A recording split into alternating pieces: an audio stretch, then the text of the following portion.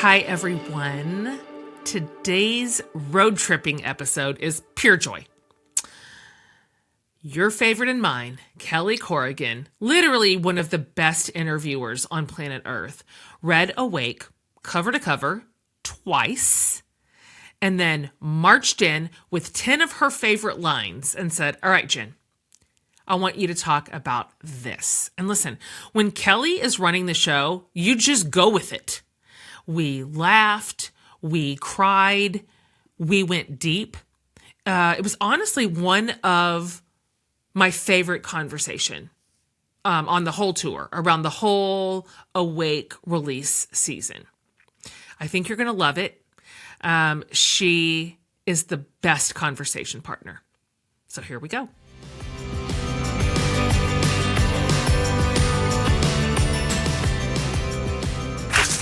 Yay! Hi. That was nice. Well, I like you. It was very nice. I like you. And you look real cute. Thank you. Yeah, Thank you. I'm I like such a this. slob compared to you, but Oh, whatevs. right. That's what people say about you, how slobby you are. So, hi, Denver. Nice win on Sunday. Oh. I'm from Philly. Oh, it's hard. That's hard. Darn it. Darn it. Mm-hmm. But here's this crazy thing. My friend bought the team. So my friend What? is Terry Penner. What? And so now, I mean, don't tell the people in Philly, but now I'm a Broncos fan. Oh my gosh. And I knew it because I was cheering for them against our guys in green, against the Birds. Wow, your brothers would freak out. I know, we're not telling them. Don't Wow. post that on social media. Okay, so I've read the book twice now. I have 10, I had 20. I culled it to 10. These are 10 lines I want you to just riff on. Believe what you are taught, not what you feel. The heart is deceitful. Well, let's just get into it. I ended up with this ruined marriage. And at first I thought, how did this happen? I had all the tools to avoid this. I had all the resources. I did all the learnings. Like I followed all the rules.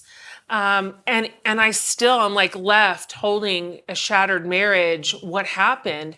And so I started looking at the bricks that built the whole house, one by one.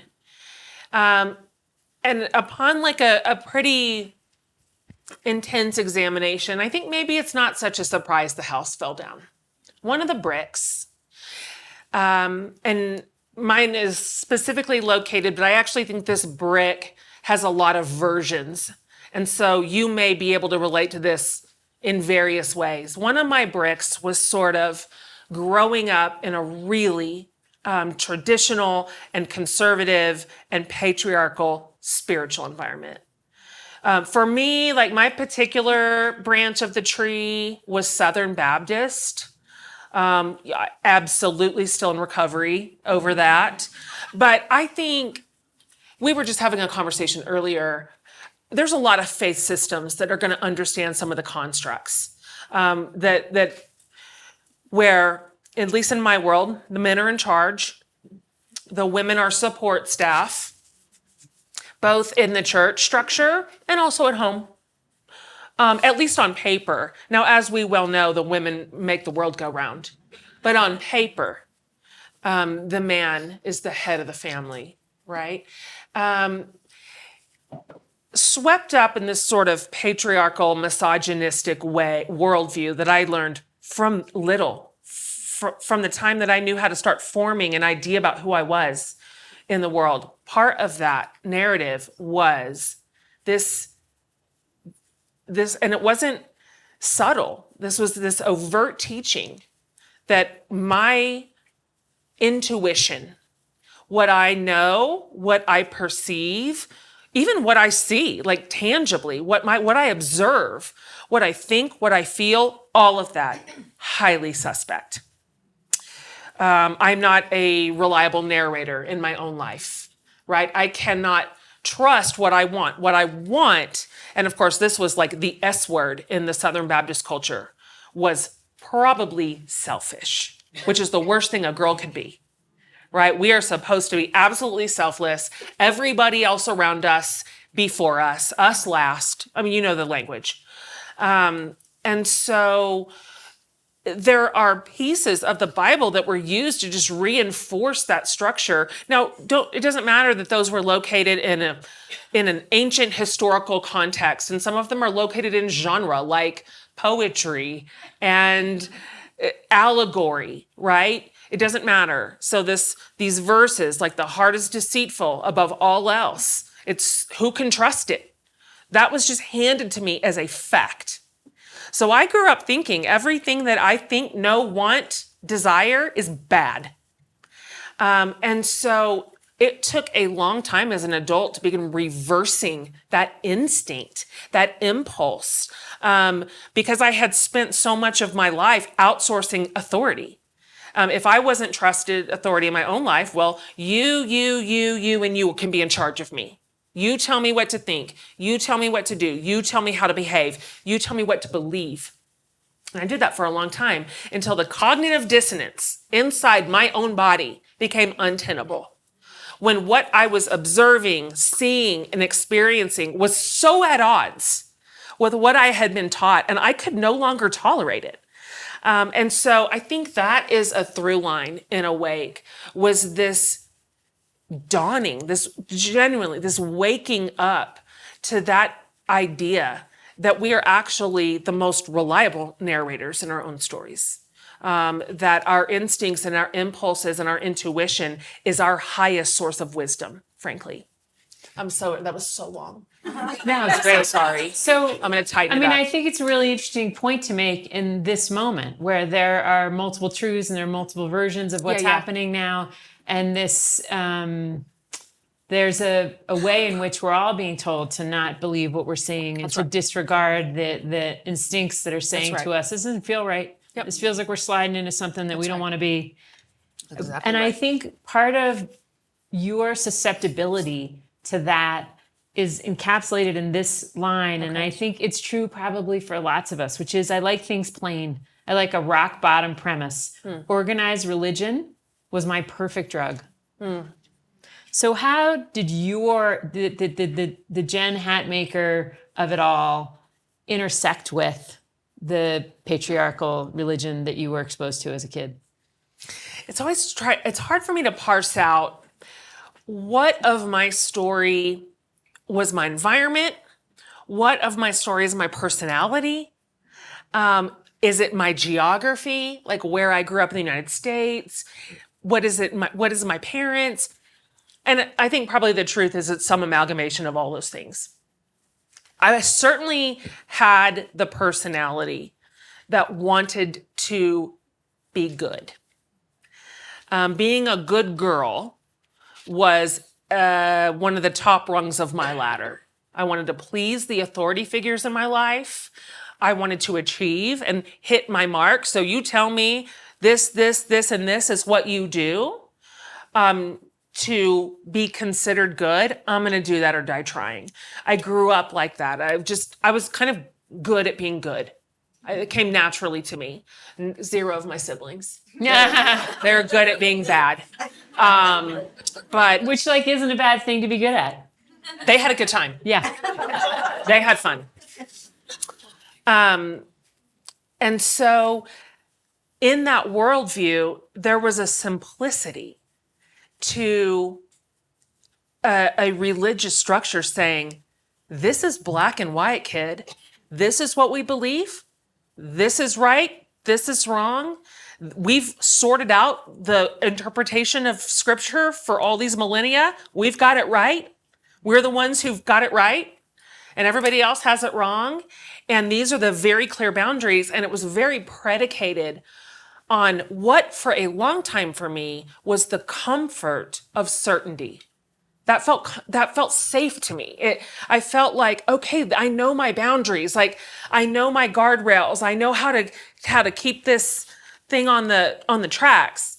But the older I got, and again, what's the combination? Wisdom, aging, my my worldview was expanding, my experience was expanding, the people in my life became expansive, different kinds of thinkers, different kinds of neighbors, different kinds of friends, different traditions. And so just the older I got, and as my worldview went from being very, very myopic to much, much broader, and I realized, wait a minute, this very tidy, very certain narrative doesn't feel true anymore.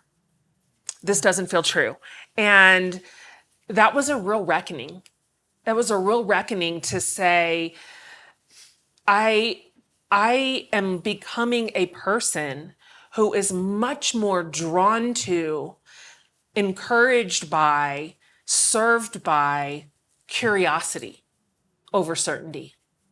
And curiosity has never led me wrong, to be honest. If I go back in my history at all the things I chased down, I want to learn about this, I want to know about this, I want to have these conversations, that has led me to some of the most beautiful places I've ever gone, some of the most interesting people and conversations, thought-provoking ideas.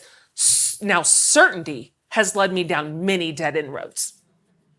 And so if I'm just observing the two paths, I absolutely, at this stage in the middle of life, I'm going to pick curiosity. Patriarchy robs the whole earth of flourishing. So this was a part of the book, right? Pin it, people. This was the part of the book where you did something really interesting. As I was reading it, I was saying, I'm going to put these sort of cultural messages that she's questioning back in front of her, and then I'm going to ask her, you have 3 sons, like what are they being told? Yeah. And then you just got right to it just as I was having the thought, and I thought that's why we're friends. Yeah. So that is the context for this line. Yeah. I have 5 kids, so I've got 2 daughters and I have 3 boys, and there's an easy trope that we can reach for when we are discussing misogyny and when we're discussing patriarchy, which is very, very simplistic, saying the men are getting all the wins and all the victories, and this is great for them, and they're getting to live their best life, and the women are like second place at best in every category, and we're the ones being robbed and failed, and of course, in plenty of cases, those two things can be true. But also, I think about these boys that I've raised, and they have never fit really neatly into the stereotype of brutes, right? Or whatever we sort of overlay on top of men to make that very binary idea of the patriarchy keep working. At that point, then, we are going to have to drift into a villain-victim story. And I have not found that to be true at all. We have 2 of the best dads that have ever been at the game, right? We had good dads. I have these beautiful, sensitive sons who, look, these teenage boys, when they get their little hearts broken, they cry in their beds for 5 days. Yeah. They are wrecked. The girls are way better at recovery. But these boys just fall apart. And I'm looking at them going, they were also handed a narrative from the patriarchy that doesn't serve them at all. It doesn't fit. It's not true. It's limiting for them. If I come up from a 30,000-foot view and look at my marriage, for example, and we came up through very rigid gender roles. So there was a very clear delineation that we were supposed to follow in marriage. Leader, helper, essentially. But now, 30 years later, when I have the luxury of hindsight and age and maturity and growth, patriarchy messed both of us up. My ex-husband did not thrive in that environment where he was supposed to be this kind of leader, this dominating sort of character in the story. I think ruling with an iron fist is probably too extreme. That's too much of an exaggeration. But when he put himself in sort of this hierarchical leadership structure, he fell apart. That pressed on some of his trauma buttons and some of his insecurity in a way that made it very, very hard to live with. And then turns out I am not meant to be second place. Woo! I did not wear that well.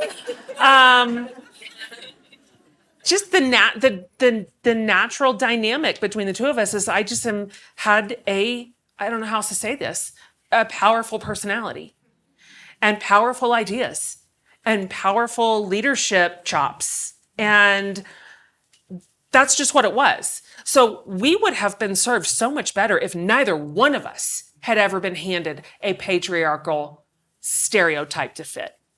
And so I grieve it for everyone, for our boys who are like gentle and precious in the world, and they're being handed this horrible, villainous version of what it means to be a man. And so these conversations we need to be having with our daughters for sure, but we absolutely need to be having them with our sons as well. They deserve better too. I loved this line. Don't be slutty and have sex, but once you do, be awesome at it. Sure. Good. She's pulled out some zingers. I mean, I grew up Catholic, so I was just relating. Yeah, exactly. Exactly. Again, this came out of my particular religious environment, but I hardly fill in the blank with any sort of high control religion. This is a very ubiquitous narrative, this purity culture that I kind of discuss in memory, in a way. And it was such a devastating way to learn about sex, which was to say, to learn about abstinence. We didn't actually learn about sex at all. I mean, that wasn't at all. So our sexual education was baked in with kind of the twin ideas of fear and shame. I mean, God, we were scared to death of our bodies, of our desires. What we were told was that all of our very normal, absolutely ordinary, appropriate, like sexual development, what we were thinking about and wanting was just filthy. That something was so deeply wrong with us, that we were gross, that we were dirty, that we were slutty.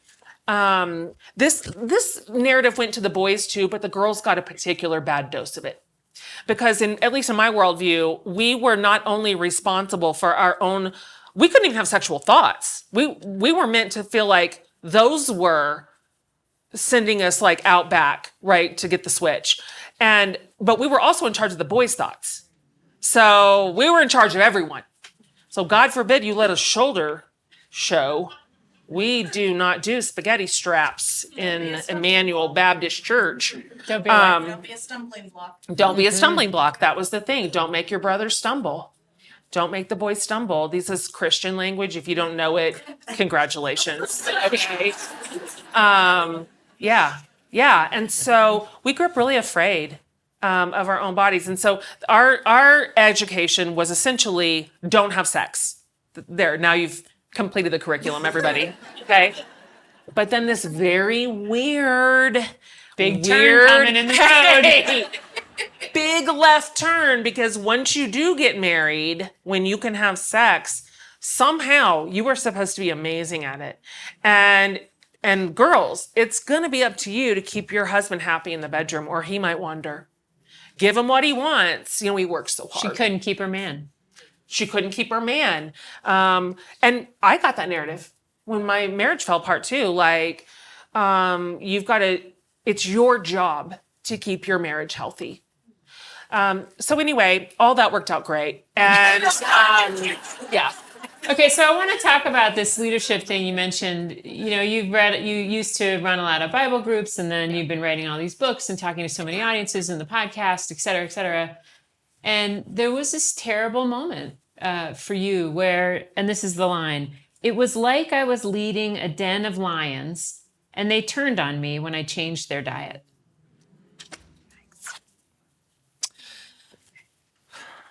Let's see. How many of you have been around me for a while? Okay. I was trying to decide how much background information I had to give here. Then a lot of you know that I sort of had my comeuppance through evangelical lady subculture. It's a thing. That was where I started as a writer. That was where I started as a leader. And I had a lot of success there. And that environment was working for me. Of course it was. I have the right personality for it. I do. And I know all the language. That's my native tongue. Like that is my first language. I know the rules. I knew exactly too how to be just funny enough, just edgy enough that I'd get right to the line where everybody was like, oh, we don't like that. Right to the line, but not crossing it. And So that's a faith tattoo on her wrist. see what I'm saying? But it's a Jesus word. So What are we going to do with her? what are we gonna? She's so edgy. Yeah.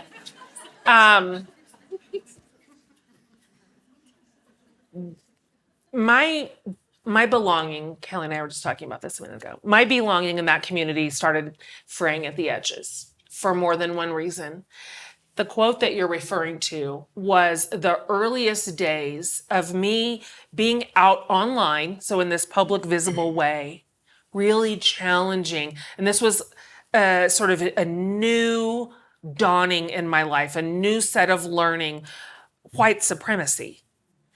And my cages were just so rattled about it. I mean, I grew up in Kansas. So I grew up in a very homogenous environment.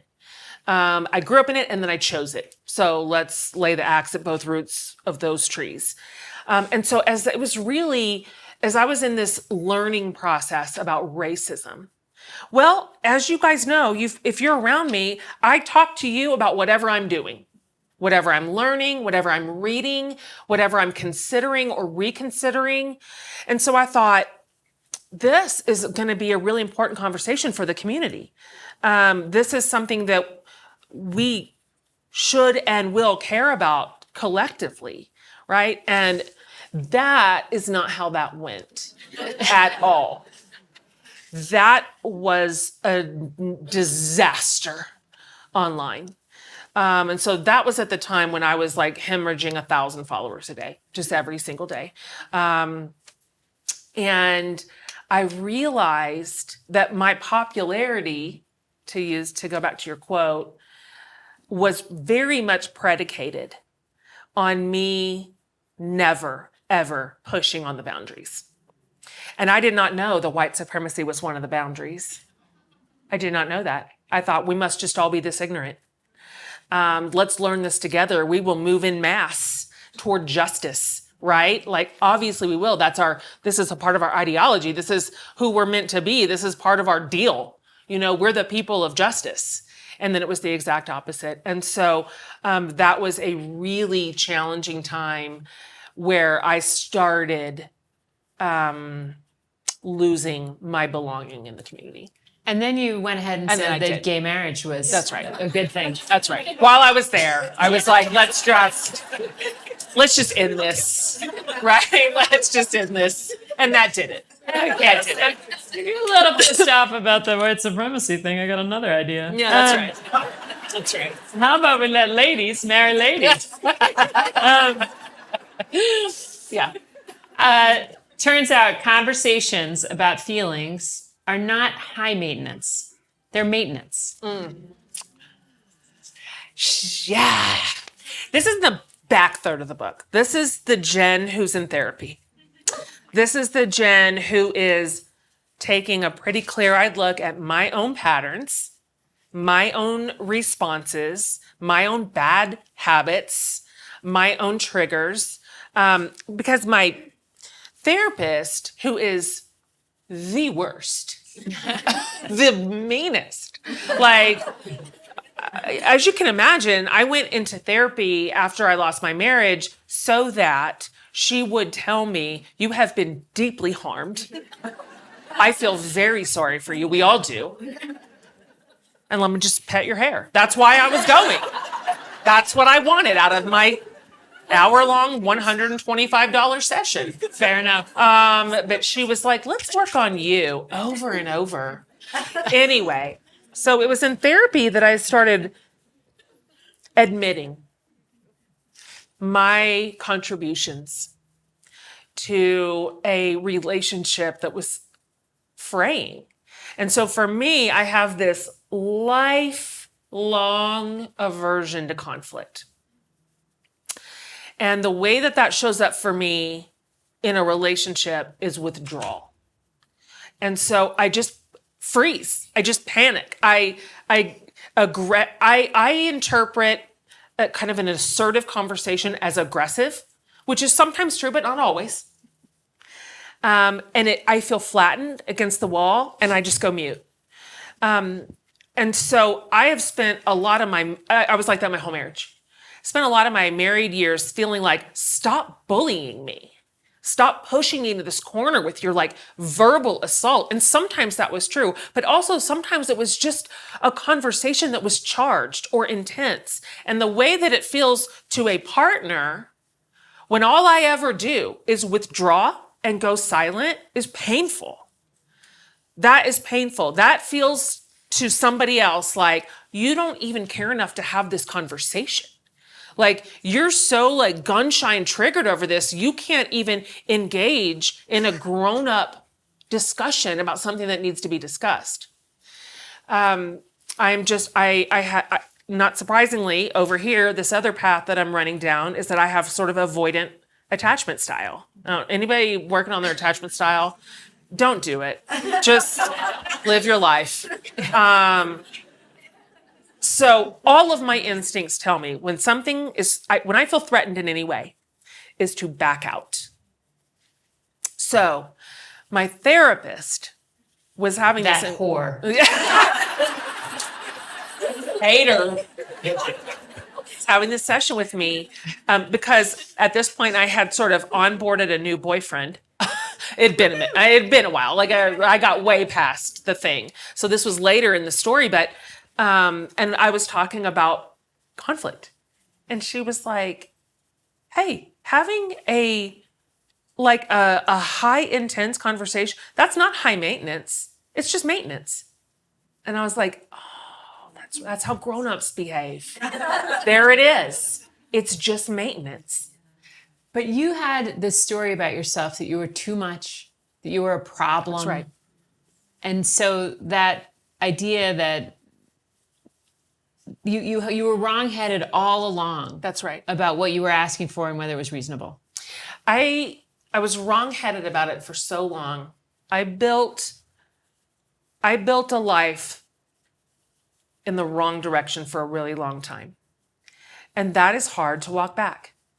That is really hard to walk back. You have to, first of all, unlearn a bunch of stuff. You don't just get to transform into this better, wiser, more self-actualized version of yourself. You first have to unspool that thing. And when you started hearing those things, perceiving those things, I perceived from my teachers from a young age that I was too much too. What are you laughing at? How dare you? You have a lot of nerve, mister. Yes, you do. 250 This is a room full of women. here. That's right. Get out. That's right. You sit there and think about laughing at me, okay? Bless them. Get the fuck out. Yeah. So sorry. Yeah, wow. Oh my God. Just embarrassed you. Anyway. Yeah. That goes for a lot of us, for a lot of narratives. And so if you are in a process in any way of reversing patterns, behaviors, beliefs, ideologies. Be really patient with yourself. That is work, and it takes time. And so if you are in it and you're feeling like, God, this is so messy, this is clunkier than I wanted this to be, that's how it is. That's how it goes. We've got to sometimes come back 10 miles before we can turn and pick a different path. That's how it was for me. As sunlight reaches the forest floor, you say, I absolutely love loving myself. I guess I am a good mom. Oh boy. Has anybody in here been divorced? Okay. The way that you worry about your kids, if you have them in the family when you are getting divorced, is paramount. My kids, when this all first happened, my kids were 14 to 22. And 2 in high school, 2 in college, and 1 just out. And I was absolutely obsessed with their experience. I worried so much. Are they ruined? Are they doomed? I didn't want this for them. I didn't want this for any of us. And so I spent a lot of time in codependency in those early months, trying to solve their problem, the problem of their parents' divorce. Turns out you cannot fix that. Does everybody know what codependency is? Because this was like a really good part of the book, I thought. Yeah. Here's the short version of it. Codependency is when you try in any way to control somebody else's feelings, thoughts, words, actions, fill in the blank. That you are exerting control over the way that they are living their life in any way, and or both. Then you try to control how other people are perceiving that person's behavior, right? So I spent apparently my entire married life doing this. I married a hard person who people had a hard experience of him forever, back when we were dating. And so I spent 26 years coming behind him, kind of cleaning up with a broom. However, people had actually experienced him. So I would say things like, oh, you know, he likes you. He's just tired. Or I'd go upstairs to the kids. You know, Dad loves you. He did not mean that. But this is after me nagging him with an inch of his life to be nicer. So men love to be told what to do. You know, that was a great approach to marriage. So that is codependency. And when my therapist would not let it go, and I start observing my own codependent, absolute baked-in habits, I go, oh shit, I've been doing this with my kids too. I was trying to learn it in the context of marriage, but turns out I was codependent with my children, sometimes with my siblings, my friends. I like to control people. I have so many ideas about how y'all should live. And they're good ideas. I have so many thoughts about everybody else's life. And so I was trying to control my kids' experience of the divorce. I was hustling them forward to the outcome I wanted, which was repair, recovery. I wanted them at the time, because they didn't have it at the time, to have a recovered relationship with their dad, which was broken. And I wanted so much to be on the downside of the hard story. One of my moments, I swear, this is a long way to answer your question. Sydney, my daughter, who now is 25, at the time she was 20.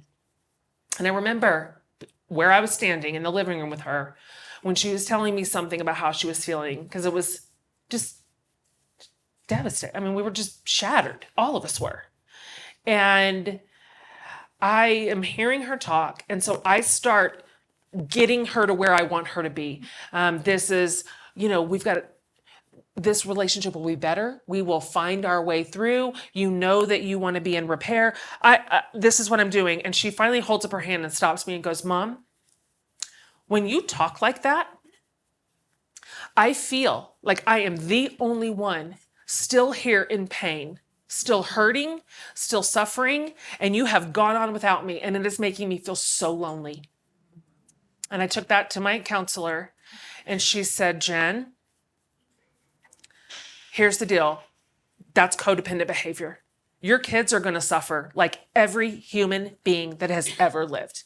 They're going to have pain. They're going to have to live a life that has nothing to do with you. You are not in control of all of their lives. They're going to have to live it. And so instead of racing them towards some outcome you want for them, trying to get them to skip over the hard parts or rush their way through it, she said, just remember this. When it comes to your kids, comfort over coaching. Comfort. That is where you live. You sit in that comfort seat. And so my therapist finally was like, hey, why don't you mother yourself? That's where that came from. Mm-hmm. When I was like, I would like a prize for all these great mothering things that I'm doing. Is there any way you can at least acknowledge them? Yeah. I'm an Enneagram 3. A certificate, maybe. Just something. Yeah. Just write on a paper. Yeah. But she was like, how about you mother yourself? And so I turned what I thought a bunch of nurturing energy to myself and went, what would it look like to comfort myself instead of coach myself? All I've ever done is coach myself. You know, that's all I've ever done. Coach, go, go, go. I'm so hard on myself. I'm my worst critic. The voice in my head is so mean. And so I thought, oh, comfort over coaching might do me good too.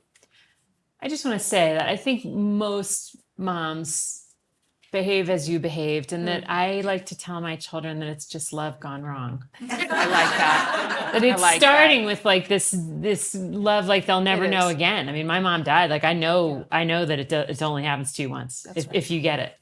That's right. Okay, I have 2 more real quick. Okay. One is, I am not your leader. I'm your sister.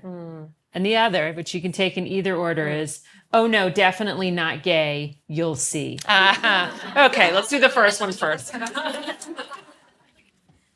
That's something I said to you as the reader. I'm not your leader. I'm your sister. And this is a change for me. If you've read any of my previous stuff, my writing has tended to be prescriptive in that I take this idea, I work it down within an inch of its life. I read everything about it, I research it, I think it through, I spend 2 years on it, and then I write these long conclusions and hand them to you on a silver platter. I'm like, here's what we think about this. Like, I've done all the work for you. All you have to do is just sit in your chair and read it. And now you know what we think about this, you know? That's it. This book is so different because I'm different. And I have said this, but I lost what I always was taught and thought were like God's 2 favorite institutions, church and marriage. And here I am with neither. And so I'm not anxious to be an authority figure in anyone's life. That is codependency. I am interested in being your sister. And so this book is 0 prescription. I tell you nothing to think or do. It's not a how-to manual. This is not a how to get divorced and survive. Every single vignette that I wrote in real time as if it just happened that day, even if it was like a memory from 6th grade. I wrote it like I just experienced it. So I didn't even give myself the luxury of hindsight to go, now what I have learned about that, or the conclusions I have drawn having spent some time thinking about this is, I just lay it on the page and I hand it to you. And I know that you are smart enough and wise enough and in possession of your own story with such completion that you will make the connections. You will see how that 6th grade memory built a house that crumbled 45 years later. You'll see, and you'll pick up what you need for your own story and you can lay down the rest. And I absolutely believe that for you. And I don't feel in any way like I need to control your feelings about this book. This is codependence work. See, I would like your acknowledgement that I'm doing good at this. Like, does anybody have any kind of crown or sash? Thank you. Or... Yeah. Yeah, this is the first time I do not feel overly responsible for your reaction to this book in my life. I've already done my part. I wrote it. So now it's yours, and it is yours to do whatever you need to with it, whatever you want to with it. And I'm not going to try to correct it or fix any misinformation or being misinterpreted. I'm not afraid of that anymore. I've already lost everything. So I sit here kind of unafraid and proud of the community. And I feel so grateful to know that this will be whatever it needs to be in your hands. Finally. I gave you 1.5 little pages at the very, very, very end. Just touched on it, which was the introduction of a new love in my life. And so Tyler Merritt makes an appearance at the tail end of the book because he did not solve me. He did not fix me. He was not the story's happy ending, and then I was finally okay. That is not how it was at all. Now, I will say, because I met him out in the wild, like the olden days, and we were in New York, and we were connected through a mutual friend to go see a show that night, and I had never met him. I had never seen him. I didn't know anything about him. All I knew is that he was also in New York by himself, going to see musical theater that night by himself, like I was. And I thought, he is obviously gay. But yay, like yay me. I can't have enough gay male friends. Anyway, the quote was, what was it? Oh no, definitely not gay. You'll see. Yeah. Here we are, almost 4 years later. All right, so I want to share some of your questions that got handed in. One is, what is the most surprising thing about being a grandma? Oh, who asked Patty. that? Uh-huh. How many grandmas are here? Yeah. Oh, Yeah. What's the most surprising thing about being a grandma? I'm only 4 weeks into this gig. I'm very new here. So far, the most surprising thing has been watching my son be a dad. I could cry. What? He's just a baby himself. So watching him be a dad and like know what to do, and it is so precious. And so that's so far. Also, I understand now why a bunch of grandmas have said to me, if I could have skipped over the children part and just gotten to the grandchildren part, I would have tried. Yeah. Do you have any thoughts for empty nesters? How many are empty nesters? Newly empty nesters? Anybody this fall? Yeah. And you too. Do you have any advice for them? Empty nesters? Yeah. Get a hobby. I'll tell you one thing that I've been doing that is every morning we have these 2 chairs and they're by this little window in Montana, and you can see the day begin, and we're 56 and 58, and so we wake up at like 4:30 a.m. and whoever wakes up first goes and gets the coffee, and then we go sit in the 2 chairs, and we don't let the world in. We don't look at our phones for like a good hour. I love that. And it's like pre-scramble minutes, you know, like the scramble's not allowed in yet, and that you watch the day come in, and you have a little sense of like, oh, this is a day, like this will never happen again. This day, October 6th, is that what we are today? October 6th, 2025. This is it. This is the one and only ever. And so I have found that I like him a little bit better at that hour. Yeah. That's great advice. Yeah. Yeah, that's great advice.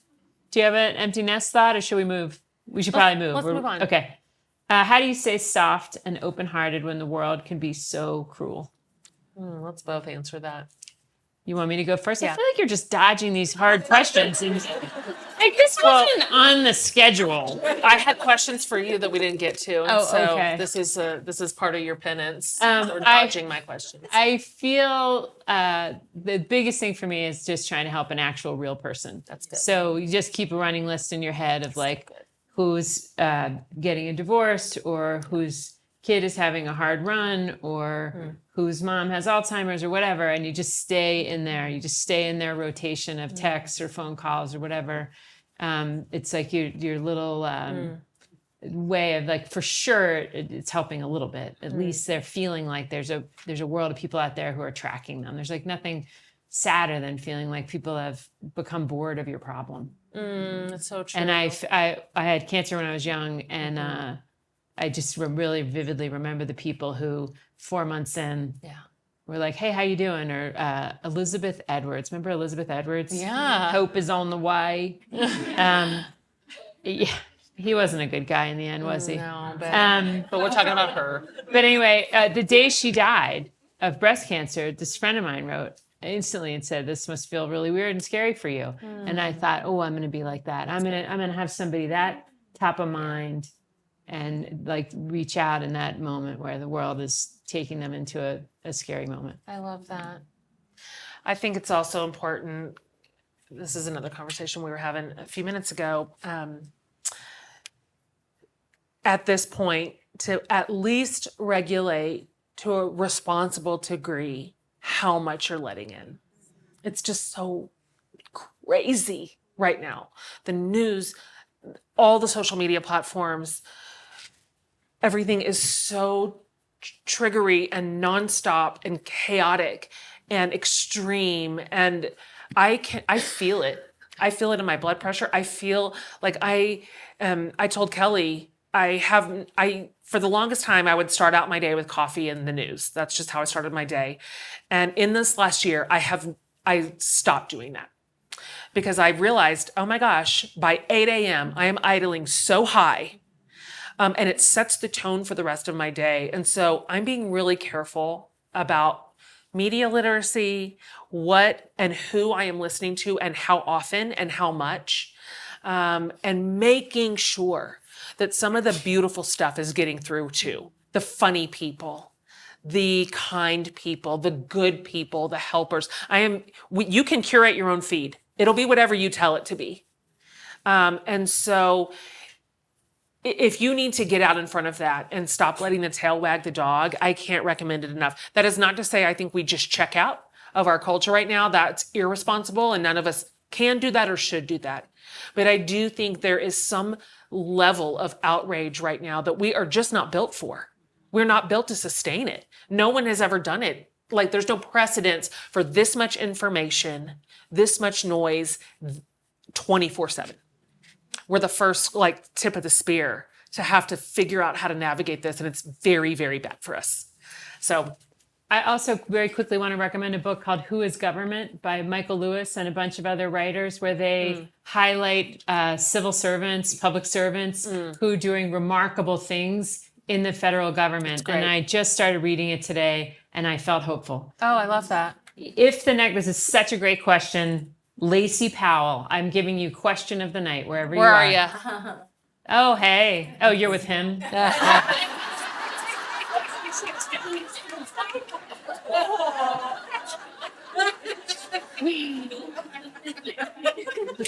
If the next part of your life was a chapter in a book, what would it be titled? Everyone should have to answer this. Oh my gosh.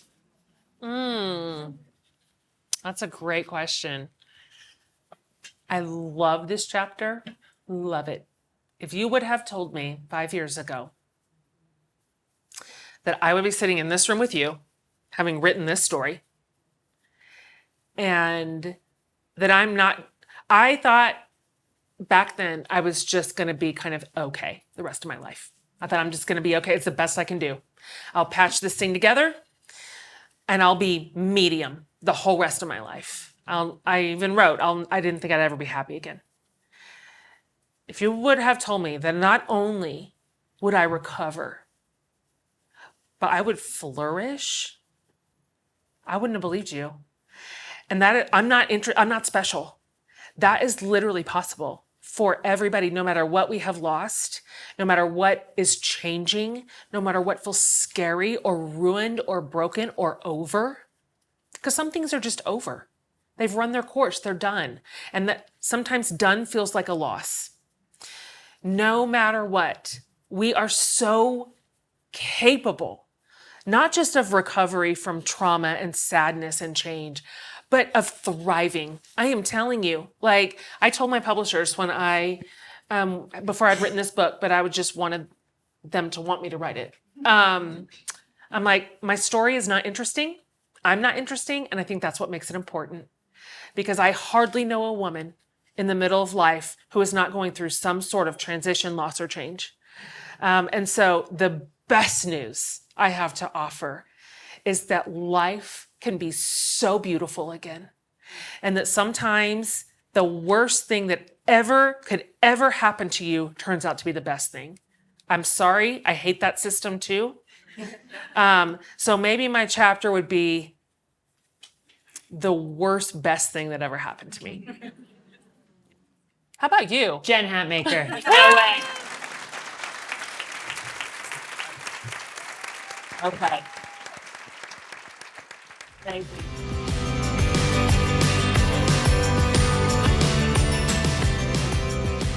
All right, you guys. I survived Kelly Corrigan interviewing me with my own book. Truly, only Kelly could make that feel as delightful as she does. She is one of my favorite conversation partners, and I love every minute that I ever get to spend with her. I love her thoughtful ways. I love her brain. I love the way she sees the world and considers it, and I hope that you did too.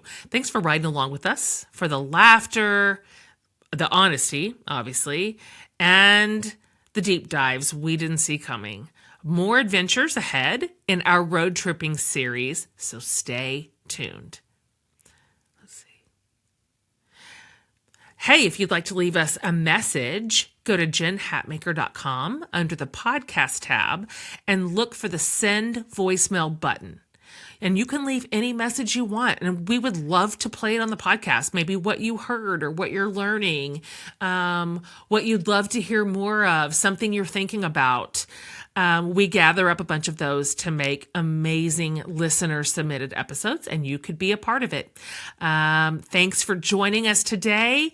Be sure to follow us wherever you get your podcasts and give us a review, and we'll see you next week.